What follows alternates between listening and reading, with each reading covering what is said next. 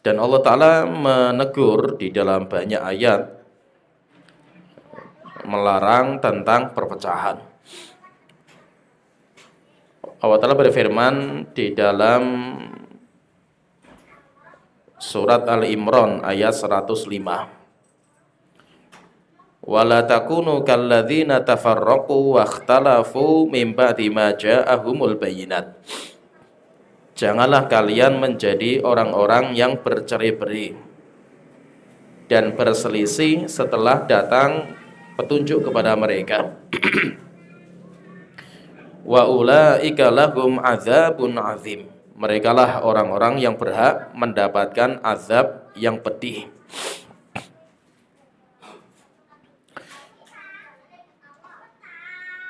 Ini menunjukkan kepada kita bahwa Allah melarang kita untuk berpecah belah. Kenapa? Karena berpecah belah merupakan kebiasaan orang-orang jahiliyah. Kita diperintahkan oleh Allah Ta'ala untuk bersatu. Semampu kita, sekuat tenaga untuk bersatu. Dan jangan berselisih. Dan merupakan ciri agama Islam adalah agama persatuan. Islam adalah agama persatuan. Sehingga ketika orang masuk Islam, tidak ada namanya suku, tidak ada negara, tidak ada bahasa, tidak ada warna kulit. Semuanya dalam Islam sama. La fadla li arabin ala ajamin illa bitaqwa.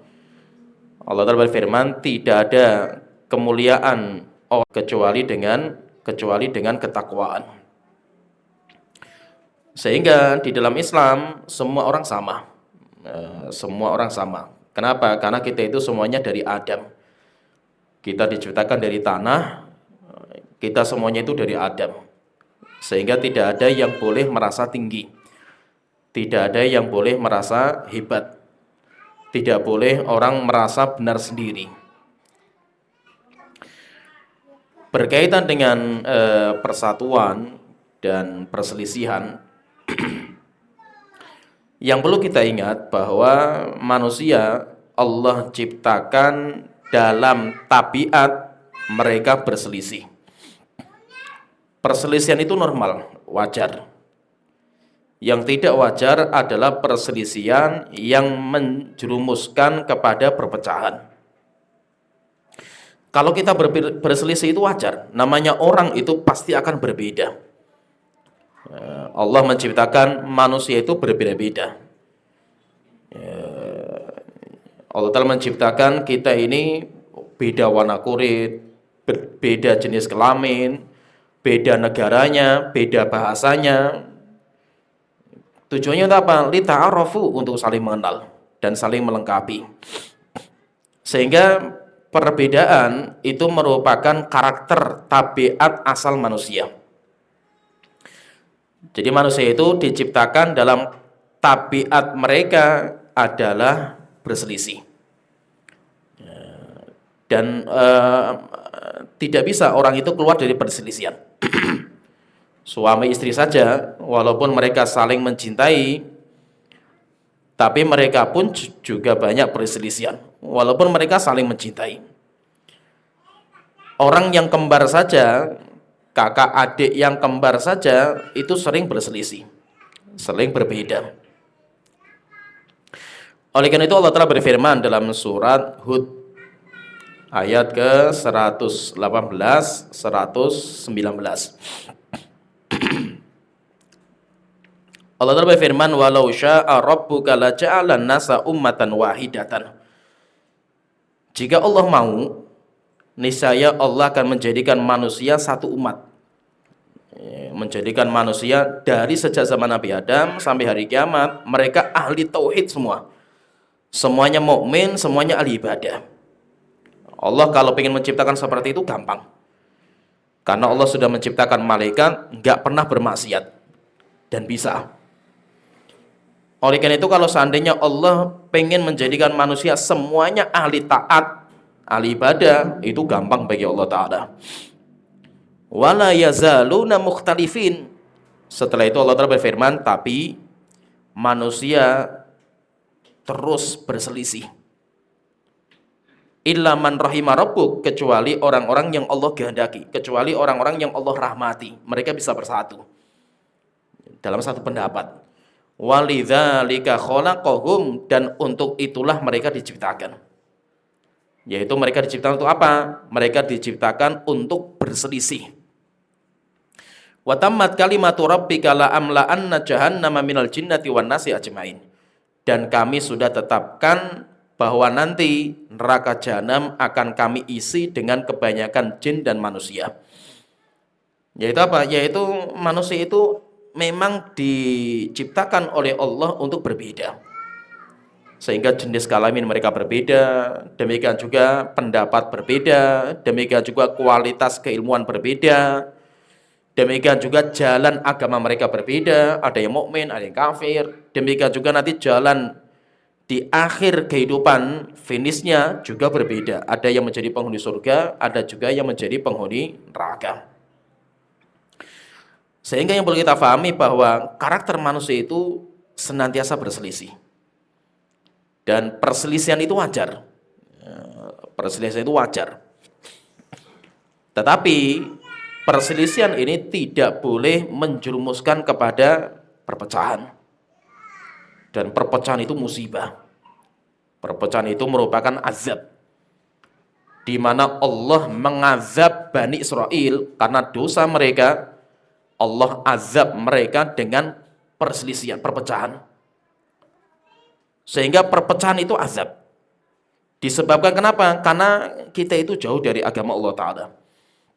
Yaitu orang Bani Israel, mereka diazab karena dosa mereka. Azabnya apa? Dicerai berikan hati mereka. Orang Yahudi berselisih, yaitu bercerai-berai. Orang Nasrani juga bercerai-berai, disebabkan karena mereka berbuat dosa dan maksiat. Sehingga perpecahan itu azab. Oleh karena itu Allah Ta'ala berfirman dalam surat Al-Maidah, wa minal ladzina qalu inna nasara. Di surah Al-Maidah ayat ke-14, atau di surat di ayat sebelumnya, di ayat ke-13. Demikian juga nanti yang ke-14. Allah Ta'ala berfirman, fabima naqdihi mitsaqahum, disebabkan karena mereka menyelisihi perjanjian mereka. La'annahum, kami laknat mereka. Wa ja'alna qulubahum qasiyatan, dan kami jadikan hati mereka keras. Yuharrifunal kalima amma wadhihi, akhirnya mereka merubah-rubah kitab suci dari tempatnya, yaitu mereka ganti, mereka rubah, mereka tambahi, mereka modifikasi. Wa nasuhadhum mimma dzukiru bih, dan mereka mulai lupa terhadap agama yang menjadi peringatan bagi mereka. Wala tazalu tattali'u ala kha'inatin minhum illa qalilan minhum, dan senantiasa sebagian mereka itu saling tolong menolong. Demikian juga kalian juga, ada sebagian kalian yang condong kepada mereka. Fa'fu anhum wasfah, ampunilah mereka wahai Muhammad, dan lapang hatilah kepada orang-orang yang tergelincir. Innallaha yuhibbul muhsinin, sesungguhnya Allah mencintai orang-orang yang berbuat kebaikan. Wa minal ladzina qalu inna nasara, dan orang-orang yang mengatakan kami itu orang Kristen. Akhadna mitsaqahum, kami sumpah mereka dengan perjanjian. Fanasuhadhum mimma dzukiru bihi, tetapi mereka lama-lama meninggalkan perjanjian mereka. Terus apa hukumannya? Fa aghrayna bainahumul adawata wal baghdha'a ila yaumil qiyamah. Kami timpakan kepada mereka kebencian dan permusuhan, perpecahan sampai pada hari kiamat. Wa sawfa yunabbi'uhumullahu bima kanu yasnau, dan nanti Allah akan membongkar apa saja yang mereka kerjakan. Nah, menunjukkan di sini bahwa perpecahan itu merupakan azab, sedangkan persatuan itu merupakan kenikmatan. Maka perlu kita ingat bahwa karakter manusia itu senantiasa berselisih, dan memang Allah ciptakan manusia seperti itu. Tetapi perselisihan kita jangan menjadikan kita berpecah belah, jangan menjadikan kita bermusuhan, jangan menjadikan kita terkotak-kotak menjadi banyak golongan, setiap golongan bangga dengan golongannya, dan dia tidak mau menerima kebenaran dari golongan yang lain. Dan ini merupakan kebiasaan orang-orang jahiliyah. Baik itu jahiliyah di kalangan orang Yahudi atau Nasrani, demikian juga jahiliyahnya orang-orang musyrik. Yaitu orang-orang musyrik juga seperti itu. Ya, mereka juga seperti itu. Oleh karena itu kita sebagai seorang muslim, kita harus menjaga persatuan sekuat tenaga. Sekuat tenaga harus kita jaga persatuan, dan berat. Menjaga persatuan itu berat. Tetapi kalau kita bisa menjaga persatuan, persatuan kita itu kekuatan kita. Umat Islam itu kekuatannya ada pada persatuan. Umat Islam gak butuh jumlah pasukan. Umat Islam tidak butuh senjata. Umat Islam tidak butuh politik, tidak butuh ekonomi. Yang memperkuat dan menjadi kekuatan Islam itu adalah persatuan. Oleh itu ketika kaum muslimin di awal-awal mereka bersatu, bahkan ukhuwah imaniyah mereka itu tidak ada yang bisa mengalahkan. Mereka itu persaudara mereka, ukhuwah imaniyah mereka luar biasa. Maka semua kekuatan kesyirikan, kekufuran, semuanya kalah ketika melawan kaum muslimin. Tetapi Rasulullah untuk menjaga persatuan luar biasa beratnya. Nabi Muhammad saja luar biasa, mati-matian Rasulullah menjaga persatuan. Kenapa? Karena pasti musuh-musuh kita, musuh-musuh Islam akan berjuang sekuat tenaga untuk mencerai-beraikan kita. Pasti syaitan tidak akan suka dengan orang-orang muslim yang bersatu. Syaitan akan mencari celah bagaimana bisa mencari-beraikan mereka. Sampai Nabi Muhammad beliau bersabda, inna syaitan ya'isa ayya'budahul musalluna fi jaziratil Arab. Syaitan sudah putus asa untuk disembah lagi di negeri Arab. Karena sekarang Arab menjadi negeri Islam. Walakin radhiya bitahrishi bainahum. Tapi syaitan melihat ada celah besar untuk menghancurkan orang Arab, yaitu perpecahan. Sehingga syaitan itu akan berjuang sekuat tenaga bagaimana memecahkan, mencerai-beraikan barisan orang-orang yang ahli ibadah, apalagi ahli tauhid, apalagi ahli sunnah. Syaitan semangat sekali untuk mencari-beraikan mereka. Oleh itu Nabi Muhammad SAW beliau berjuang untuk menyatukan. Walaupun di zaman Rasulullah bibit-bibit perpecahan itu ada, dan musuh-musuh Islam menjadikan itu sebagai senjata, sebagai momen kesempatan. Tetapi Rasulullah terus berjuang menyatukan mereka. Rasulullah ketika hijrah ke Madinah, Rasulullah itu mendapatkan di Madinah itu unik. Kondisinya tidak seperti di Mekah. Uniknya apa di Madinah itu? Pertama, di Madinah itu mereka dikepung sama kabilah Yahudi. Di Mekah nggak ada. Sehingga di Madinah itu, di pinggir kota, itu ada 3 kabilah besar Yahudi. Itu kondisi di Madinah. Dan yang parah lagi, Yahudi itu penguasa pasar.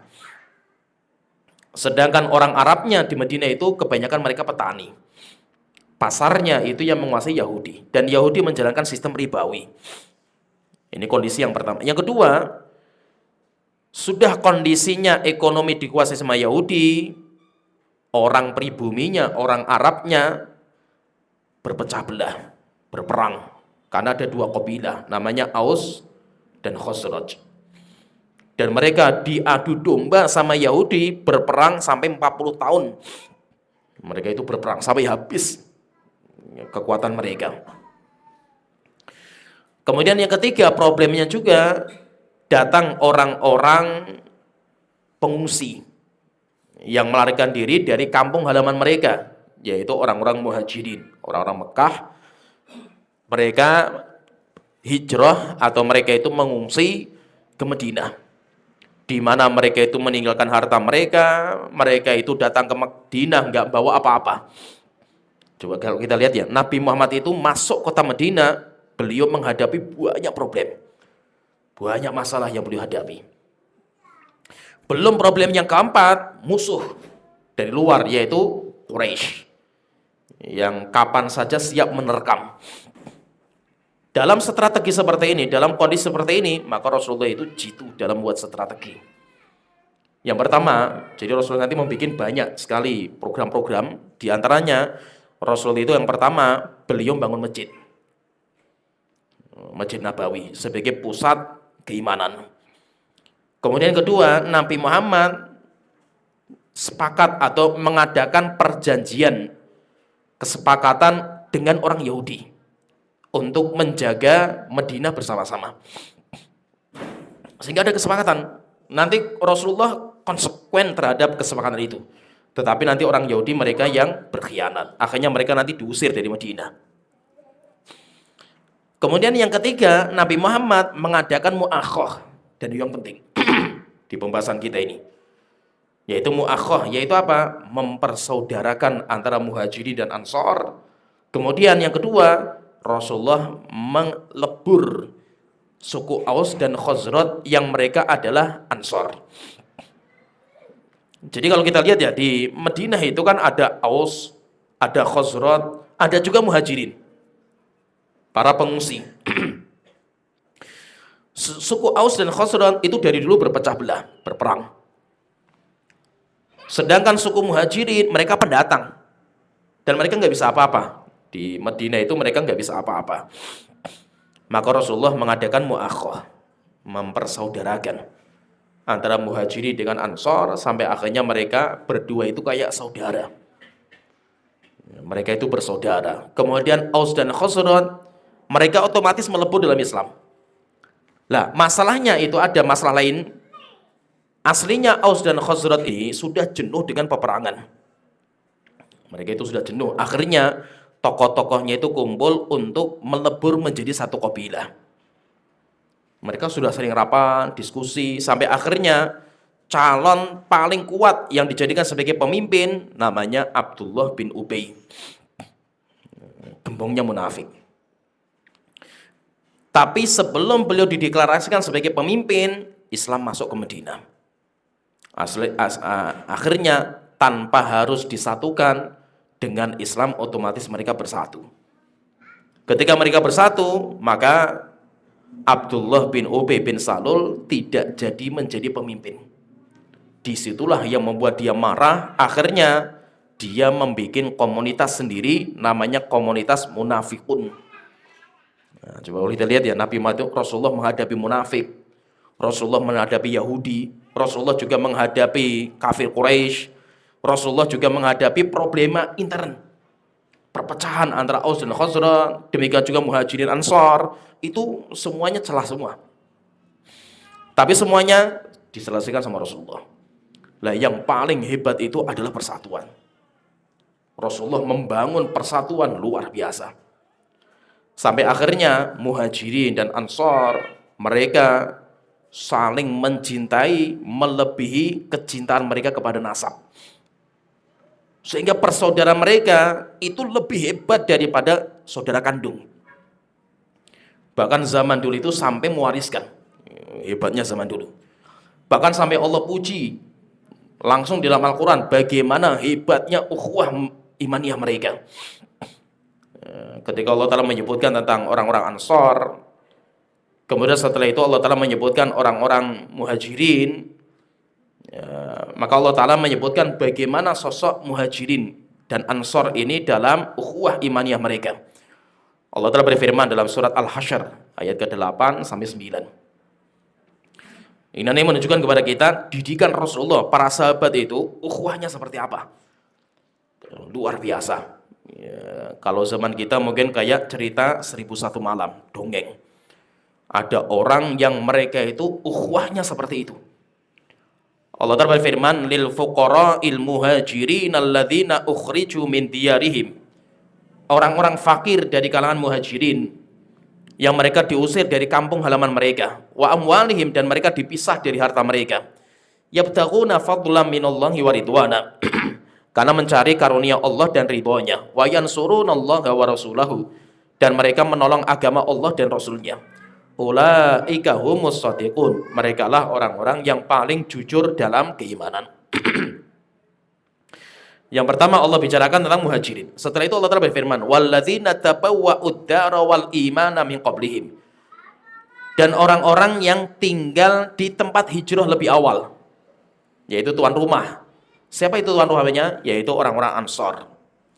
Yuhibbuna man hajara ilaihim. Mereka sangat mencintai orang-orang yang hijrah ngungsi ke kampung mereka. Wala yajiduna fi sudurihim hajatan mimma utu. Dan mereka tidak mendapatkan, yaitu mereka itu kayak nggak merasa butuh dengan harta yang telah mereka berikan kepada muhajirin. Wa yu'thiruna ala anfusihim. Bahkan mereka lebih mengedepankan saudara mereka muhajirin daripada diri mereka sendiri. Walau kana bihim khasasah, walaupun mereka itu juga butuh. Wa may yuqashuha nafsihi faulaika humul muflihun. Siapa yang Allah bersihkan hatinya dari sifat kikir, bakhil, maka dia orang-orang yang beruntung. Jadi ukhuwah imaniyah yang dibangun sama Rasulullah itu sampai tingkatan para sahabat itu lebih mencintai saudara mereka daripada diri mereka sendiri.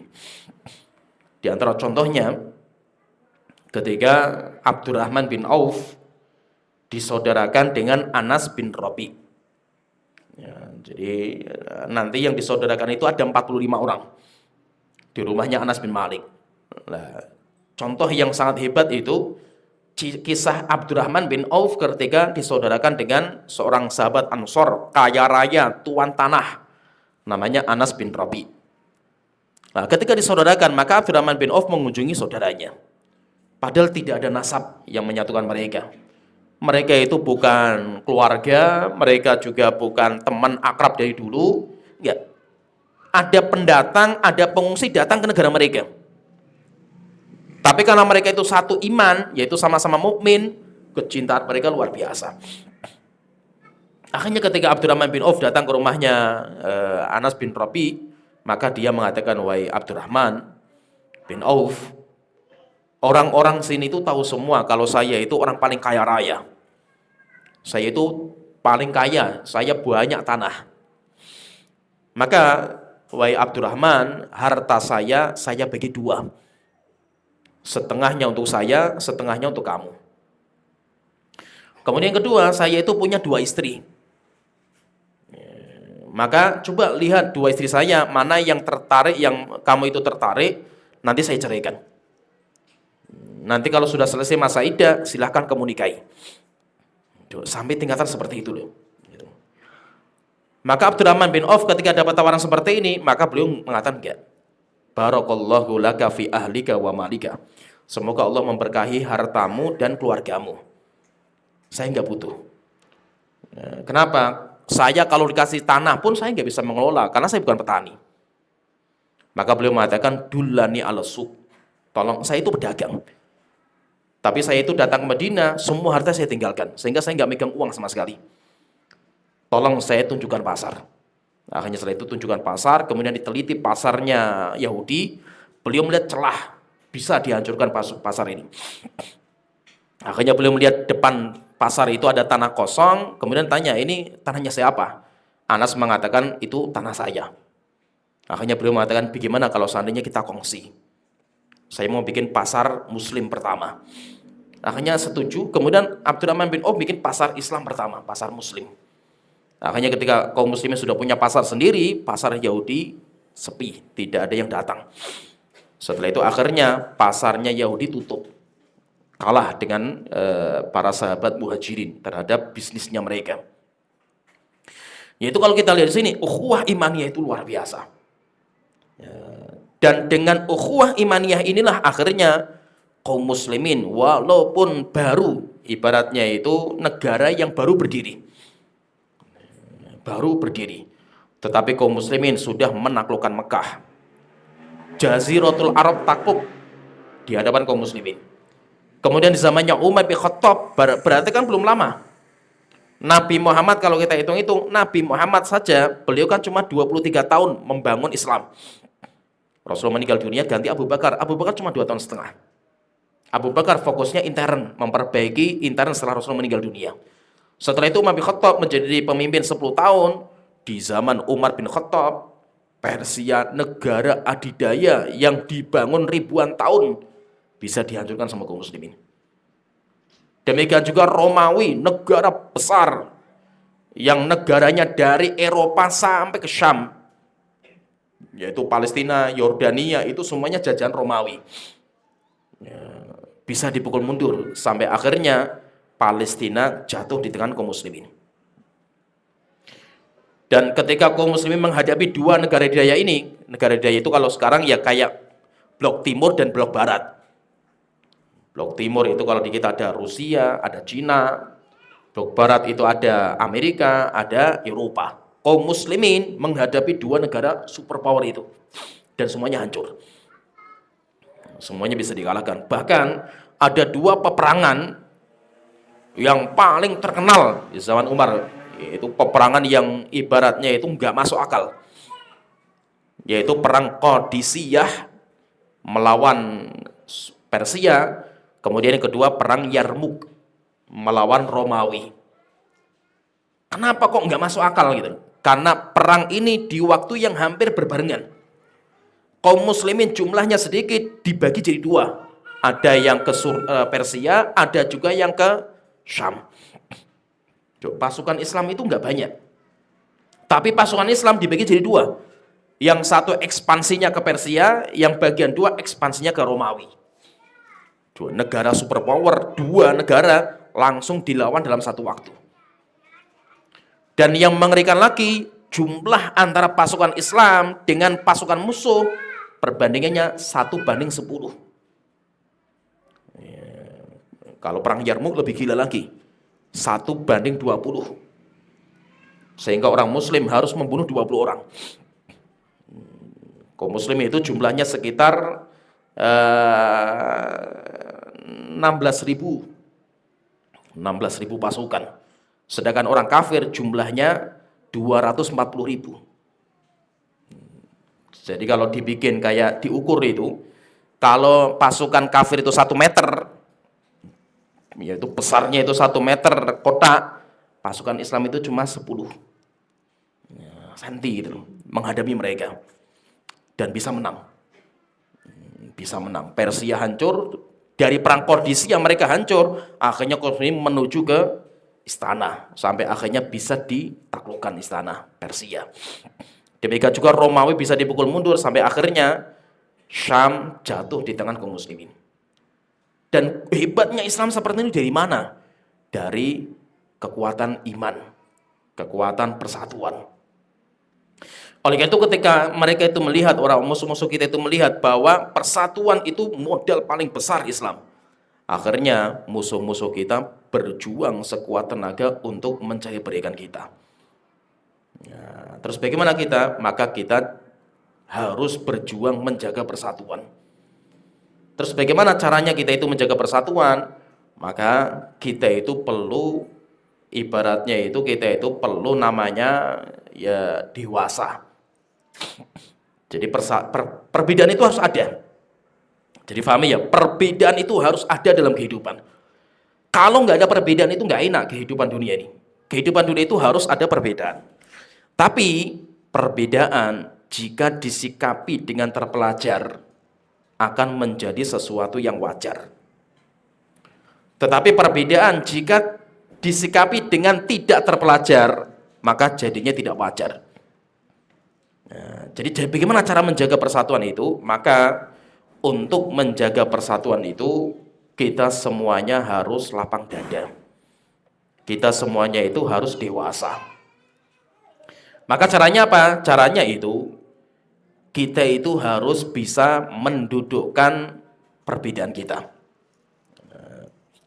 Jadi untuk menjaga persatuan itu dan kita itu bisa meninggalkan perpecahan itu bagaimana caranya? Caranya kita dudukkan perbedaan kita. Semua kita kan berbeda. Kita sama istri berbeda, kita sama kakak adik berbeda, kita sama orang tua saja kan beda pendapat. Apalagi orang-orang yang nggak ada hubungan seperti ini. Demikian juga orang-orang yang sudah ngaji pun juga mesti akan terjadi perbedaan, pasti. Nah, terus bagaimana kita menyikapi perbedaan yang pasti terjadi? Nggak mungkin tidak. Caranya kita dudukkan perbedaan yang ada. Saya berbeda dengan si A, perbedaan saya itu masalah apa sih? Kita dudukkan. Oh, rupanya perbedaan kita itu masalah-masalah yang ulama kita itu berselisih. Rupanya ulama-ulama salaf kita itu berbeda pendapat. Ya sudah, kalau ulama kita berbeda pendapat, ngapain kita atos-atosan kan itu? Ngapain kita keras-kerasan? Wong ulama saja berbeda pendapat dan mereka santai kan itu. Nah, itu kalau seandainya setelah kita dudukkan, rupanya itu ulama kita terdahulu berselisih. Ini yang pertama. Yang kedua, setelah kita dudukkan, rupanya ini itu perkara di mana itu sudah ijma. Bahkan perbedaan ini bertabrakan dengan pondasi akidah Ahlussunnah. Nah, kalau seperti ini, maka kita harus keras. Tidak ada namanya toleransi. Kenapa? Karena ini sudah menyangkut masalah pondasi agama. Nah, jadi seperti itu. Jadi kita itu untuk menjaga agama kita itu bagaimana caranya? Caranya kita itu harus dudukkan semua perbedaan. Nah, akhirnya maka itu kita itu kan semuanya diperintahkan untuk kembali ke manhaj salaf. Sehingga kita itu mengatakan diri kita salafi karena kita itu berjuang untuk kembali ke manhaj salaf. Nah, sekarang pertanyaan, bagaimana cara kita kembali ke manhaj salaf? Rupanya kalau kita lihat, manhaj salaf itu tidak keluar dari 3 pendapat, 3 masalah. Sehingga manhaj salaf itu nanti ada 3. Yang pertama, jika ulama salaf sepakat dalam sebuah masalah, ada sebuah masalah di mana semua ulama salaf sepakat, nggak ada khilaf. Berarti itu dinamakan dengan ijma'nya salaf. Ijma'nya salaf. Kalau ulama salaf sudah ijma', maka kita harus keras dalam bab itu. Sehingga siapa yang menyelisih ijma'nya salaf, kita pun harus sikapi dengan keras. Karena orang itu menyelisih ijma'. Dan kita nggak boleh toleransi dalam bab itu. Atau yang kedua, salaf kita itu rupanya khilaf. Akhirnya itu dinamakan dengan khilafus salaf. Khilaf yang terjadi zaman salaf. Nah, kalau ada khilaf di zaman salaf, terus bagaimana kita menyikapi? Maka caranya, kalau kita punya ilmu, pondasi ilmu, silahkan pilih dari pendapat salaf itu yang lebih kuat secara hujah. Oh, kalau bagi saya lebih menguatkan pendapat A. Silahkan. Kalau antum punya pedoman ilmu, standarisasi ilmu. Tapi pendapat B, pendapat C, pendapat D harus kita hormati, itu juga pendapat ulama salaf. Jadi apa? Bagaimana caranya? Caranya ambil pendapat yang paling kuat bagi kita, setelah itu hormati pendapat yang lain. Itu kalau dalam masalah khilaf. Tidak boleh kita keluar dari khilafnya mereka. Kalau ulama salaf terbagi menjadi 4 pendapat, ya sudah, tidak boleh kita menambah pendapat yang kelima. Bagaimana caranya? Ambil 1 pendapat, hormati pendapat yang lain. Boleh nggak kita diskusi? Silahkan, diskusi, debat, bantah-bantahan, boleh. Tetapi yang penting saling menjaga persatuan. Kemudian ketiga, rupanya manhaj salaf itu ada yang ketiga juga, yaitu apa?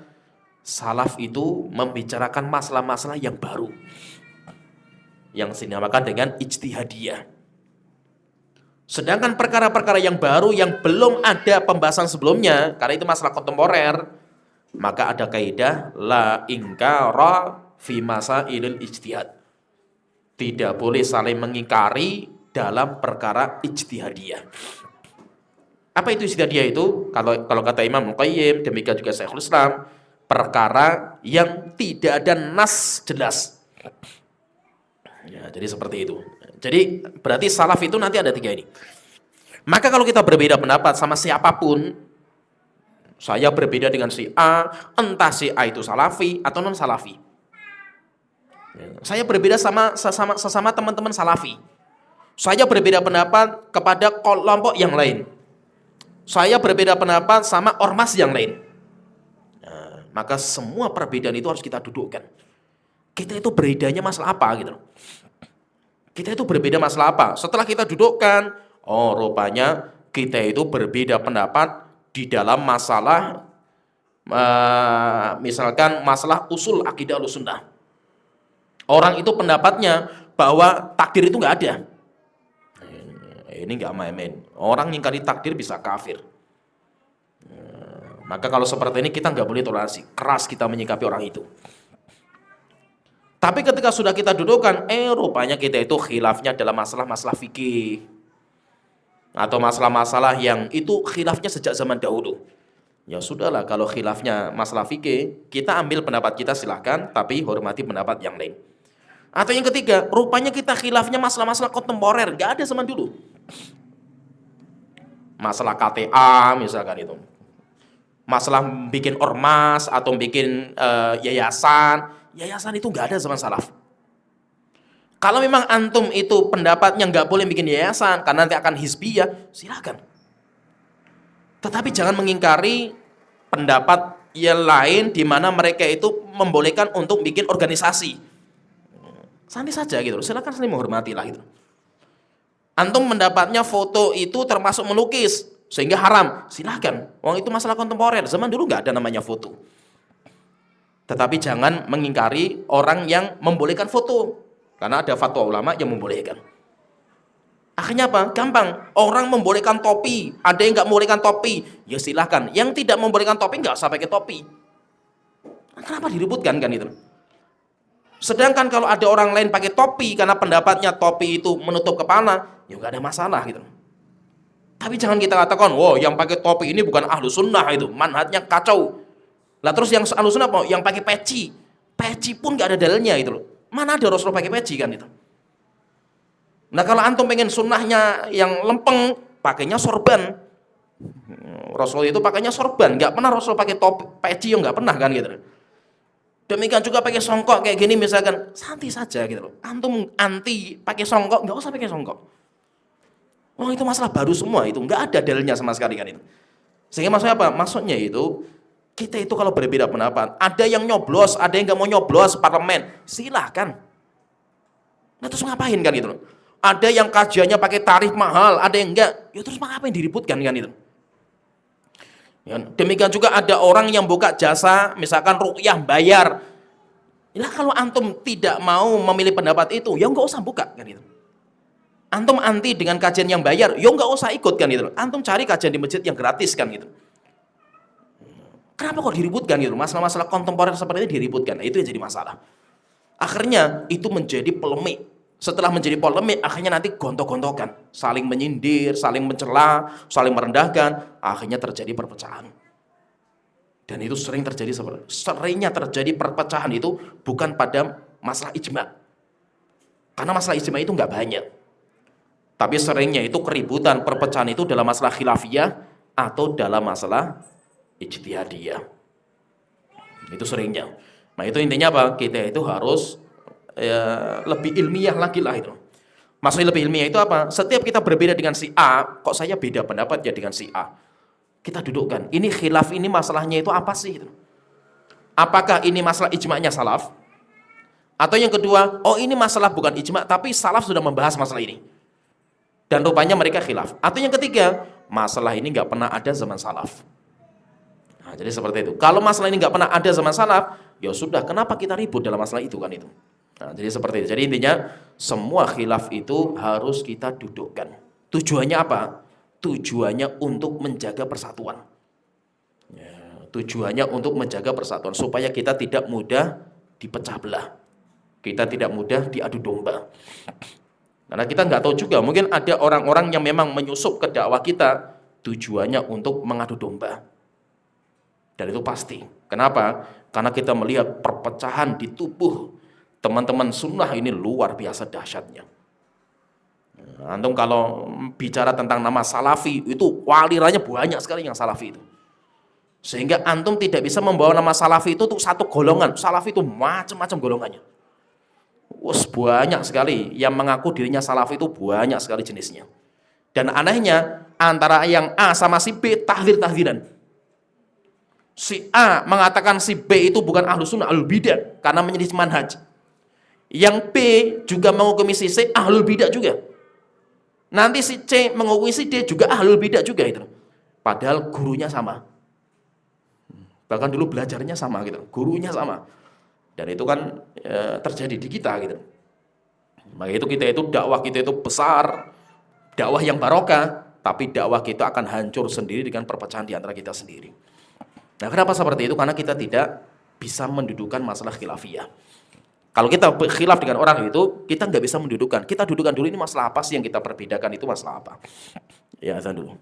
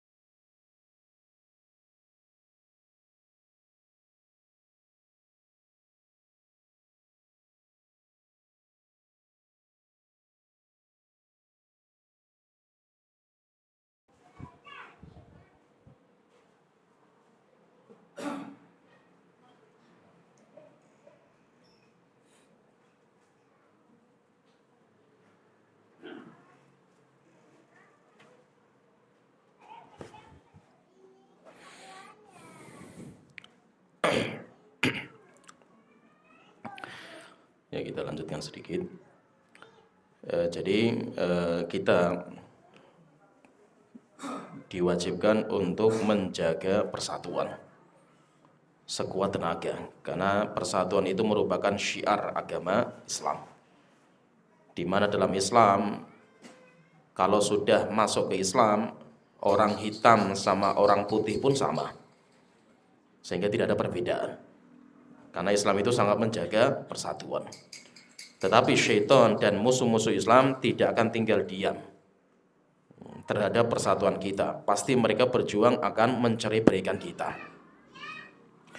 Dan mereka berhasil. Sampai akhirnya perpecahan di Islam itu lebih parah daripada perpecahan di Yahudi dan Nasrani. Tetapi yang bisa kita jalankan itu ya kita minimalisir perpecahan. Terus bagaimana caranya? Caranya setiap kita berbeda dengan orang lain harus kita dudukkan. Perbedaan kita dengan si A, si B, si C, ini kita dudukkan. Ini masalah apa sih kita itu berbeda? Oh, setelah kita dudukkan, rupanya kita itu berbeda dalam masalah ijma. Maka kita nggak boleh toleransi. Kita harus keras dalam bab itu. Yang kedua, rupanya kita itu berbedanya dalam masalah khilafiyah. Dan khilafiyah itu terkadang munculnya karena berbeda dalil, atau yang kedua berbeda dalam istimbat.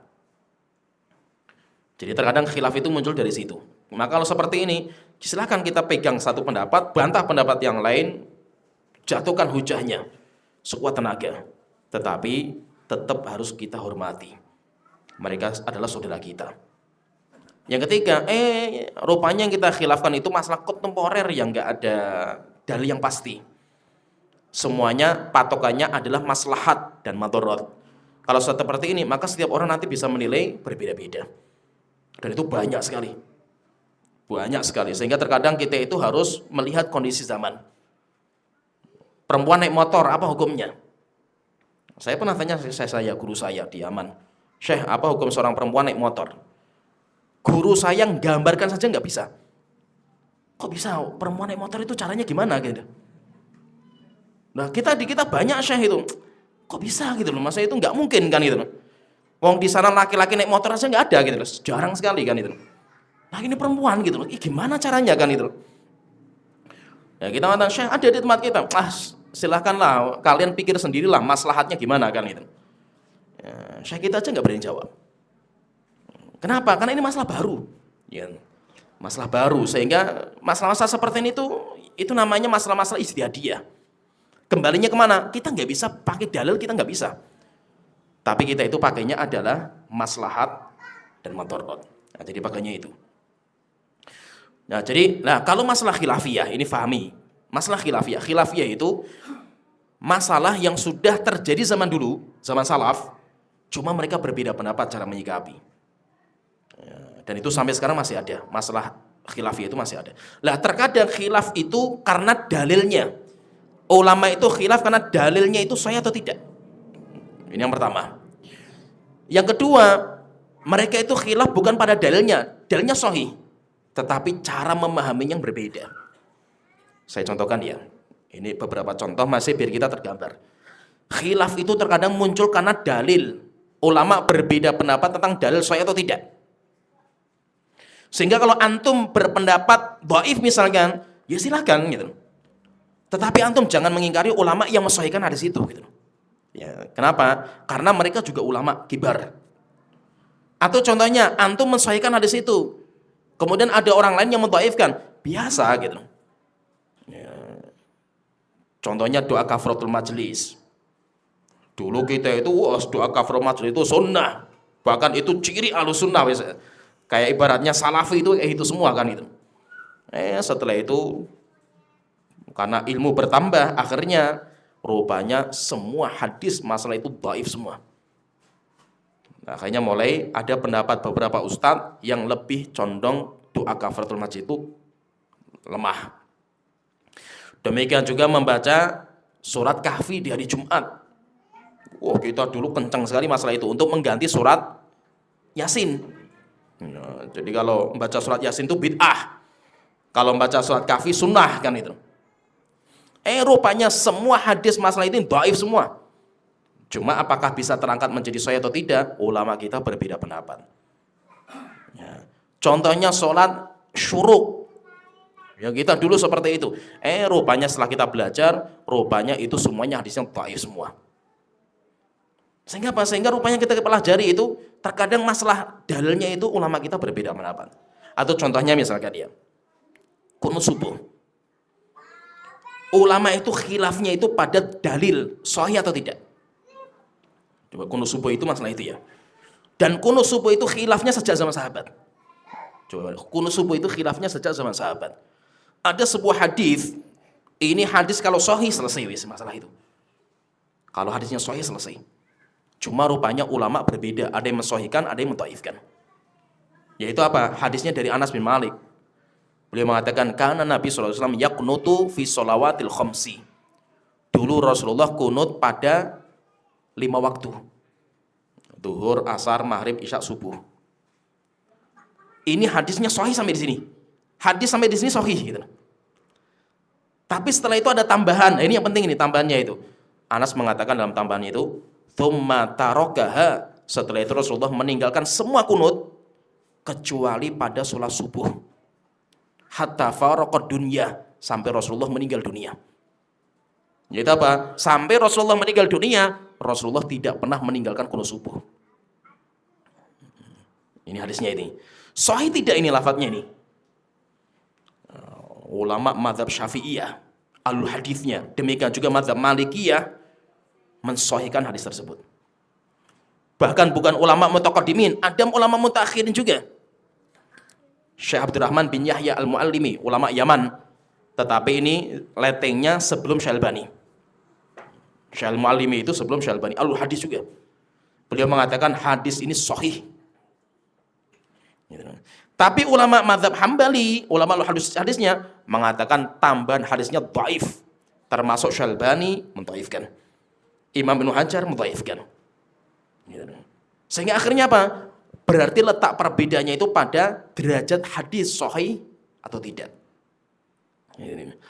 Khilafnya di situ. Ini yang pertama, terkadang khilafnya itu pada dalil. Yang kedua, terkadang khilafnya itu bukan pada dalil, sepakat dalilnya sahih. Tetapi cara memahaminya berbeda. Ini cara memahami seperti apa ini? Cara memahaminya berbeda, dapat hasilnya beda. Contohnya misalkan, ya. Ketika ada seorang sahabat mengatakan, saya itu ketika sholat di belakang Rasulullah, Abu Bakar, Umar, yang pertama kali mereka baca itu Alhamdulillahi Rabbil Alamin. Yaitu kalau kita jadi imam, yang dibaca itu keras pertama kali itu Alhamdulillahi Rabbil Alamin atau Bismillahirrahmanirrahim. Kan ulama berbeda pendapat. Imam Syafi'i pendapatnya Bismillahirrahmanirrahim, dibaca keras. Sedangkan mazhab yang lain yang dibaca keras itu Alhamdulillahirabbil alamin. Lah, hadisnya tadi sahih. Imam Syafi'i juga berdalil dengan hadis tadi juga. Hadisnya sahih bahwa Rasulullah itu, kata sahabat, saya itu mendengar dari Rasulullah keras pertama kali itu Alhamdulillahirabbil alamin. Lah, kenapa kok terjadi perbedaan? Yang dimaksud dengan Alhamdulillahirabbil alamin itu nama surat lain Al-Fatihah atau salah satu ayat dari surat Al-Fatihah. Tergambar nggak? Mulai tergambar nggak? Paham nggak ini? Jadi gini, nama surat zaman dulu sering dinamakan dengan awal surat ayat pertama. Sehingga ada surat namanya surat Tabarok. Kenapa? Karena ayatnya kan Tabarakalladzi kan, Tabarok kan itu. Tapi ada yang mengatakan enggak, surat namanya Al-Muluk. Ya, berarti kan nama lain kan itu. Contoh lagi, ada yang mengatakan surat namanya surat Baro'ah. Ada juga namanya surat apa? At-Taubah. Kenapa kalau Baro'ah? Karena awalnya Baro'atun, Baro'ah gitu. Nah, yaitu diambil dari lafaz pertama. Sehingga sering orang zaman dulu kalau menamakan surat, misalkan ini surat apa? Surat Qul Huwallahu Ahad. Nah, yang lain mengatakan enggak, itu surat Al-Ikhlas. Nah, itu. Nah, jadi seperti itu. Lah, yang dimaksud dengan Alhamdulillahirabbil alamin itu apakah itu nama surat Al-Fatihah? Namanya gitu loh. Ya itu maksudnya apa? Sahabat berarti mengatakan, saya itu ketika sholat di belakang Rasulullah yang beliau keraskan pertama kali itu adalah surat Al-Fatihah. Ini kalau maksud makna yang pertama. Imam Syafi'i memahami seperti itu. Kalau yang dimaksud ini berarti Bismillahirrahmanirrahim dikeraskan, karena itu termasuk bagian dari surat Al-Fatihah. Sedangkan ulama yang lain mengatakan enggak, ini itu ya ayat di surat Al-Fatihah, sehingga yang dibaca keras pertama kali Alhamdulillahirabbil alamin. Bismillah tidak dikeraskan. Ya, tergambar ya, paham ya? Sehingga muara khilafnya itu dari mana? Bukan pada dalil, dalilnya sahih. Tetapi muaranya itu pada pemahaman dalil. Bagaimana cara memahami dalil tersebut. Maka itu menunjukkan apa? Menunjukkan bahwa khilaf itu, ulama salah berbeda. Mereka itu semuanya pecinta dalil. Ulama kita semuanya berjuang mencari kebenaran. Tetapi karena perbedaan intelektual mereka, akhirnya hasilnya juga berbeda-beda. Sehingga intinya kita itu harus lapang dada. Kita tingkatkan kedewasaan kita. Jika memang itu masalah khilafiyah, silakan ambil pendapat antum yang antum kuatkan, hormati pendapat yang lain. Kemudian yang kedua, penting juga, terkadang dalam masalah khilafiyah itu kita harus rela, paham ya, rela mengorbankan pendapat pribadi supaya tidak gaduh. Coba pahami ya. Kita rela mengorbankan pendapat pribadi supaya tidak gaduh. Misalkan, ya makanya nanti saya akan membuat kaidah namanya tarkul mandub li ta'lifil qulub. Sunnahnya kita itu meninggalkan perkara yang sunnah versi kita demi persatuan. Misalkan, antum disuruh jadi imam di kampung. Kita kalau disuruh jadi imam maju. Karena kalau antum nggak maju, diganti dengan orang yang parah akidahnya. Kiai-kiai yang nggak jelas lah akidahnya, lebih parah lagi. Antum disuruh maju, maju. Saya maju. Nah, cuma masalahnya, antum ketika disuruh maju, antum suruh kunut. Antum kalau nggak kunut nggak dianggap, antum diusir, wes nggak boleh lagi jadi imam. Ini masalahnya itu. Saya suruh jadi imam, tapi suruh kunut kan itu. Kalau saya nggak kunut, saya nggak boleh jadi imam lagi kan itu. Terus yang jadi imam siapa? Pengganti antum akidahnya menyimpang. Antum tahu dia penyembah kubur. Kalau antum nggak jadi imam, terus bagaimana? Nah, maka kita harus maju jadi imam dan kita rela buang pendapat kita supaya tidak gaduh masyarakat. Yaitu apa? Kita sholat dan kita membaca qunut subuh. Dan itu termasuk apa? Ini termasuk sunnah. Ini termasuk sunnah. Demikian juga kalau antum suruh jadi imam, tapi antum sholatnya bismillahnya harus keraskan. Karena semuanya mazhabnya Syafi'iyah misalkan. Keraskan bismillahnya. Dan Syekhul Islam menyebutkan seperti itu. Nah itu apa? Kita itu terkadang, kalau ini masalah khilafiyah, ini masalah khilafiyah. Tapi kalau saya amalkan di masyarakat, ribut ini masyarakat ini. Ya sudah, kita tinggalkan pendapat kita. Kenapa? Karena belum siap. Masyarakat kita itu belum siap. Kenapa? Karena kalau kita itu sudah dicacat, sudah dicap jelek, dakwah nggak bisa masuk lagi. Merubah image jelek itu susahnya luar biasa. Luar biasa susahnya. Ya, tapi kalau kita itu ya serius, insya Allah bisa. Dan kita sudah sering, maksudnya di dakwah di beberapa tempat, kita berani merubah image itu di masyarakat dan bisa. Yang penting apa? Yang penting kita itu tadi kaidahnya. Kita terkadang harus rela mengorbankan pendapat yang kita anggap sunnah, yang kita anggap itu paling kuat, supaya tidak terjadi kegaduhan di masyarakat. Nah, dan itu kaidah ini sangat penting. Cuma sayangnya antum kalau mengamalkan ini, yo siap-siap antum mungkin akan ditahdir sama kelompok yang lain. Itu sudah pasti, wis. Jadi memang resikonya seperti itu. Kita itu kalau kenceng, teman-teman salafi, stop gitu. Manhajnya lurus kan gitu. Ya, tapi antum nanti akan didemo sama masyarakat. Antum akan dihabisi sama masyarakat kan gitu. Tetapi kalau antum itu tadi strateginya kayak tadi, masalah-masalah khilafiyah itu kita rela sedikit lah, kita itu fleksibel sedikit, antum akan dicap manhajnya antum kacau ini gitu. Enggak jelas ini salafinya, enggak jelas ini kan itu. Dan itu enggak ada masalah. Itu maksudnya itu tinggal antum memilih yang mana kan itu. Ya kan? Antum mau pilih mana? Kalau saya, karena saya hidup di kampung, saya punya pondok, punya sekolah di kampung, hidupnya bermasyarakat, saya lebih mengedepankan masyarakat. Omongan teman-teman kita wis terserahlah. Mereka teman kita semua kan itu. Mau juluku kita apa saja terserah. Mau juluki kita itu fanatik madzhab lah itu. Manhajnya kacau lah ya terserah wis. Antum mau juluki kita terserah. Yang penting saya lembaga dakwah saya itu aman. Dan insya Allah tidak akan kita tinggalkan akidah ini. Manhaj Ahlussunnah tidak akan kita tinggalkan. Tetapi kita punya strategi dalam bermasyarakat. Nah, jadi itu cara supaya kita itu bisa menjaga persatuan. Ya mungkin sampai sini ini ada pertanyaan, Ustaz, tahlilan di malam Jumat yang keliling dia di rumah ke rumah itu bid'ah atau bukan? Jadi gini ya, masa itu kita jangan fobia dengan nama. Setiap perkara itu antum jangan menghukumi nama. Tahlilan, yasinan, jangan. Tapi antum itu menghukumi hakikatnya. Jangan cuma sekedar nama. Pokoknya namanya tahlilan itu mesti bid'ah. Namanya yasinan itu bid'ah. Ya, itu. Namanya maulutan itu mesti bid'ah. Akhirnya, kalau namanya dirubah jadi takbir akbar. Maulud ganti takbir akbar. Bid'ah enggak jadinya?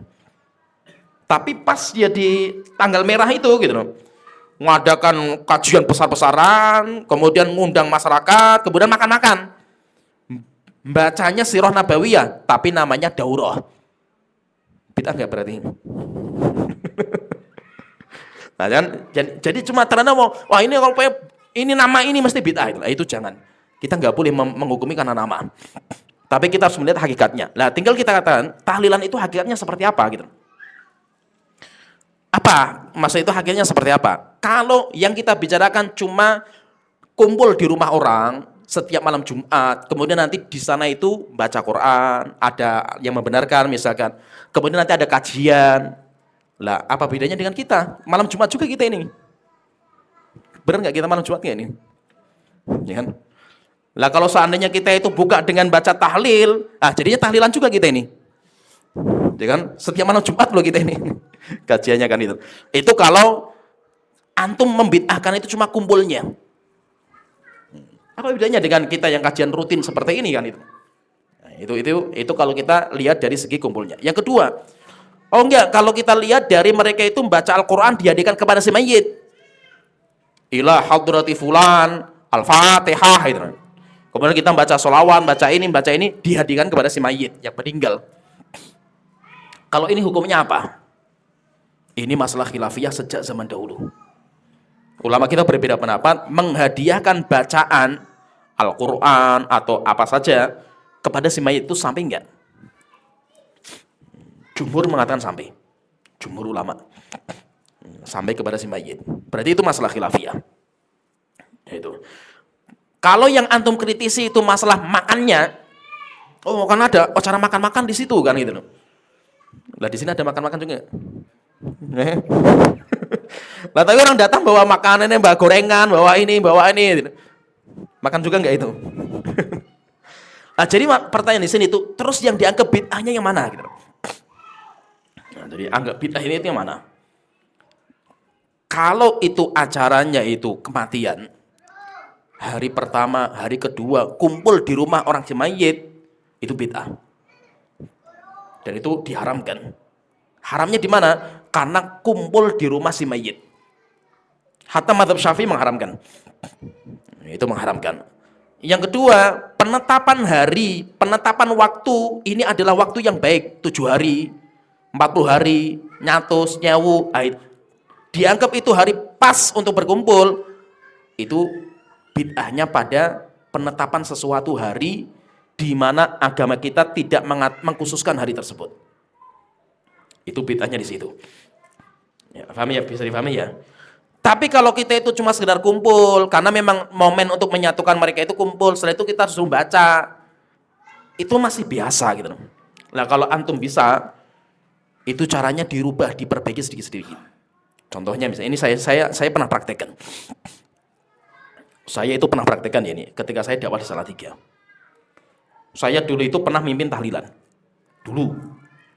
Setelah itu saya otomatis gara ngaji sunnah awal-awal, semangat 45, tinggal wis beteng. Wah, hanya kita dibenci sama satu kampung saya waktu itu. Wis mau perang sama satu kampung lah saya waktu itu kan itu. Lama-lama kita semakin banyak belajar, akhirnya saya masuk lagi. Kaget mereka itu. Ini orang salafi tobat ini atau apa ini kan itu. Saya masuk lagi waktu itu acara yasinan kampung. Ya kayak gini, setiap malam Jumat kayak gini. Tapi saya waktu itu nyasarnya ke anak mudanya. Karena kakak saya waktu itu jadi ketua anak mudanya. Saya masuk di situ. Nah, lama-lama caranya saya rubah. Caranya apa? Yang awalnya itu membaca surat Yasin bareng-bareng, saya caranya baca surat Yasin satu-satu setoran. Nah, nanti saya perbaiki cara bacanya. Ini keliru, cara bacanya seperti ini. Gitu. Setelah selesai, saya mengkaji tafsirnya ayat Yasin. Satu ayat hari ini, nanti pertemuan lagi ayat kedua. Kajian. Tapi namanya, undangannya Yasinan. Karena kalau nggak ada undangan namanya Yasinan, masyarakat nggak datang gitu loh. Tapi acaranya saya rubah seperti itu. Ya kayak tahsin lah itu, baca Quran, setoran gitu loh. Nanti yang benar yang salah dibenarkan. Setelah itu saya bahas tafsirnya sedikit. Setelah itu ya acaranya makan-makan setelah itu. Nah sekarang pertanyaan, kalau seperti ini bid'ah nggak? Namanya Yasinan loh. Namanya masih Yasinan di kampung gitu. Yasinan kampung gitu loh. Tapi caranya saya rubah sedikit seperti itu. Ya, maka itu intinya kita itu kalau pengen menghukum bid'ah itu harus detail. Bid'ahnya yang mana? Bid'ahnya itu yang mana? Jadi tidak sembarangan orang mengatakan bid'ah itu tidak sembarangan. Kalau kita itu bisa merubah, kita itu masuk ke situ dan kita itu bisa mewarnai, maka itu bagus. Kenapa? Karena momen kumpul di kampung itu hanya itu saja. Antum punya kesempatan untuk bicara dengan masyarakat, menyampaikan ilmu antum, itu momennya di situ. Selain itu susah antum dapat momen. untuk menyampaikan kepada masyarakat ya Mas itu. Nah itu kalau antum disuruh ngisi di situ, ngisi. Walaupun ajarannya seperti itu. Itu kalau pendapat saya pribadi ya. Kalau antum nggak setuju nggak apa-apa juga gitu. Enggak, saya pokoknya bid'ah wes. Ya silahkan, nggak apa-apa. Kita berbeda pendapat nggak ada masalah kan gitu. Tapi kalau saya sendiri, ini bid'ahnya kalaupun kita katakan bid'ah itu ringan. Karena bid'ahnya itu bukan pada tadi menghadiahkan, bukan pada kumpul, bukan pada ini. Tetapi bid'ahnya itu pada keyakinan. Nah kalau kita nggak meyakini, selesai masalah kan itu. Kita nggak meyakini tertentu, cuma kita menjadikan itu sebagai momen saja gitu. Kita ambil momen untuk kita bisa menyampaikan sesuatu kepada mereka. Maka itu kalau bagi saya lebih penting. Ya mungkin ini yang bisa kita sampaikan wa akhu dawana. Alhamdulillahirabbil alamin. Assalamualaikum warahmatullahi wabarakatuh.